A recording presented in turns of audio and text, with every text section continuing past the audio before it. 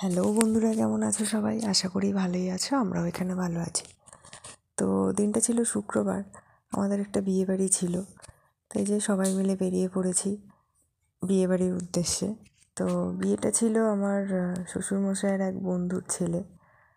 খুব একটা চেনা জানা তো একদমই নয়। যাই হোক, তো গেছি আমরা, এই স্বস্তিকায় নেমন্তন্নটা ছিল। তো এখানে আমরা সবাই একটু ছবি টবি তুলে নিলাম। খুব সুন্দর সাজিয়েছিল আর কি।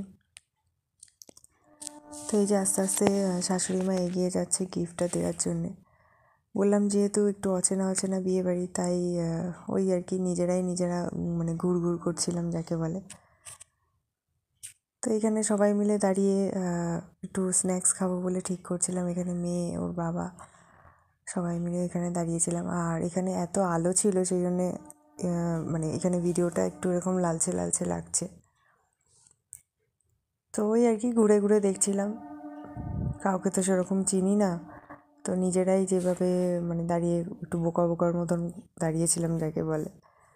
তো সে যাই হোক, তারপর আস্তে আস্তে আমরা কয়েকটা ছবি তুলে নিলাম। এখানে এই যে বর বউ ছিল, খুব সুন্দর সাজিয়েছিল প্যান্ডেলটা। আর তারপর আর কি খেতে চলে গেলাম, যেহেতু বুফে সিস্টেম ছিল। তো ওই খাবার নিয়ে বসে পড়েছিলাম। অনেক কিছুই খেয়েছি এর আগে, কিন্তু বুফে সিস্টেম ছিল বলে হাতে করে খেতে একটু অসুবিধা হয় বলে সব ভিডিও নেওয়া হয়নি। তো খাবারে ছিল হলুদ পোলাও আর মাটন। আর এখানে এই যে মিষ্টি নিতে চলে এসেছি। মিষ্টিতে ছিল মিষ্টি দই আর সন্দেশ। তো মোটামুটি ভালোই খেয়েছি, কিন্তু যে সত্যি কথা বলতে বুফেতে একটু অসুবিধাই হয়। তোমরা কারা কারা বুফেতে খেতে অসুবিধা হয় অবশ্যই কমেন্টে জানিও।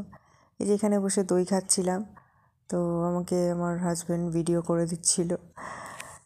দই খেলে একটু পেটটা ভার হয়ে যায়। তারপর আর সত্যি কথা বলতে সন্দেশগুলো সেইভাবে খেতেই পাচ্ছিলাম না। এদিকে শাশুড়ি মা আর মেয়ে ও একটু একটু করে খাচ্ছে, দুজনে মিলে ভাগ করে। তারপর আর কি বিয়েবাড়ি থেকে এই যে আইসক্রিম হাতে নিয়ে বাড়ির দিকে চললাম। ও 2-3 রকমের আইসক্রিম নিয়েছে। এই সুযোগেও যতটা পেরেছে আইসক্রিম খেয়ে নিয়েছে। বারণ করলাম কিন্তু শুনলো না। কী আর করা যায়, বিয়েবাড়ি বলে কথা। তো এই যে আমরাও আইসক্রিম নিয়ে বাড়ির দিকে চললাম। আমিও একটা আইসক্রিম নিয়ে চলে এলাম। তো ঠিক আছে, চলো ভিডিওটা শেষ করছি। ভিডিওটি ভালো লাগলে লাইক, কমেন্ট, শেয়ার আর পেজটিকে ফলো করে দিও। ততক্ষণের জন্য ভালো থেকো, সুস্থ থেকো। টাটা।